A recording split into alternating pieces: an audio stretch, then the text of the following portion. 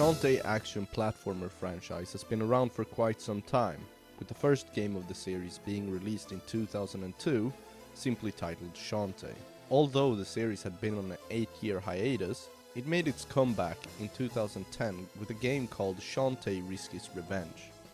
Following Risky's Revenge, 2 additional games would be released: Shantae and the Pirate's Curse and Shantae Half Genie Hero.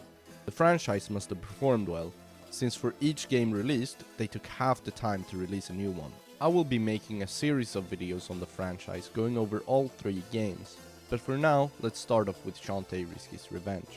And no, I will not be reviewing the first installation of the franchise because I refuse to pay for a Game Boy Color and fuck taking the time to get a goddamn copy of the game. And yes, I know there are emulators, but I'd only ever do so on request.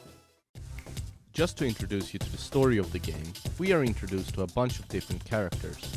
Our main ones being the protagonist Shantae, which is the player, and the antagonist Risky Boots.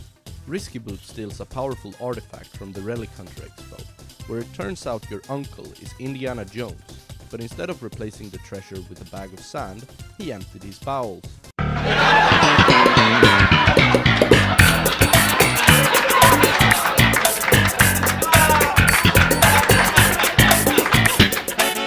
Subsequently, you, as protector of the town, attempt to catch Risky Boots, which inevitably ends in the shit show known as Win But Lose Anyways, as Risky drops a fat bomb on your ass and escapes.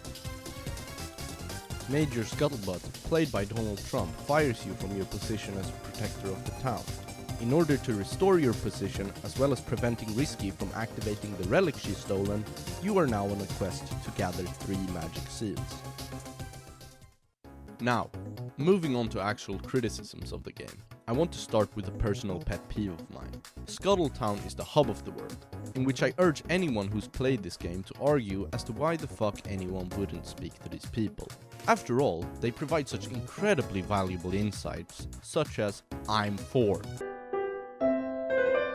The game's platforming is lackluster, never giving you any type of real challenge or even punishment for failure, rendering you indifferent to your shortcomings throughout the game.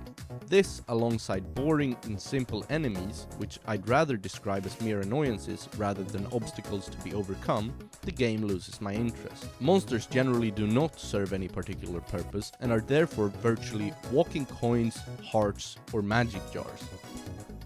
This is not helped by the way in which combat is designed. Hair whips which stop you in place, accompanied by the incredibly overpowered pike ball, completely nullifies any threat an enemy presented to you could ever pose. Dungeons are no better than the rest of the world, outside of their structure in which they neatly lead you on, in what I found to be a quite seamlessly clean fashion. These dungeons are unfortunately plagued by the same issues as the rest of the game, with stupid puzzles there merely to change the monotonous experience that would otherwise be the case. Luckily, I find there to be one positive in all of this: bosses. Bosses are my favorite part of the game, and despite their simplicity, they still end up being an enjoyable aspect of the game. Alongside somewhat entertaining dialogue and the playful art style of the game, I don't have any major qualms about them. Although, perhaps they are merely entertaining within the context of the rest of the game. The game misses out on many opportunities to give you valuable decisions when you're presented with choices, which never lead to different outcomes. The game sometimes makes me wonder if it had to be rushed, and these alternate decisions had to be cut.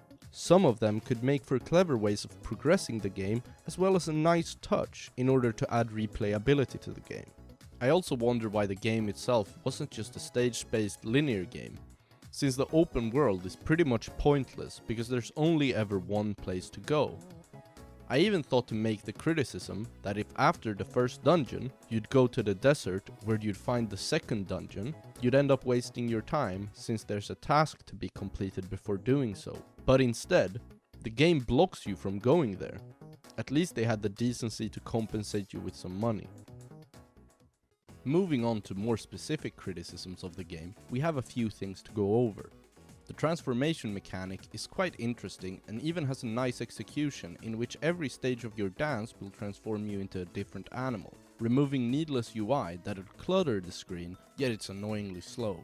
I enjoy the teleportation system because of the well-placed locations in which you can find them, yet they all the more enforce the idea of simply making the game stage-based. I have one single moment in this game which made me really fucking angry. Why? Just why would you ever make this root wall be destructed by a fireball? You've just gotten yourself an elephant dance which breaks stuff, so why not just have that break it? You never fucking told me that a fireball could ever be useful for anything outside of combat, which, by the way, it isn't even useful in. Fuck you. In conclusion, bad platforming alongside shitty combat with overpowered items just don't make for a good game. I love the Shantae franchise, but I think it has more to do with this and not this.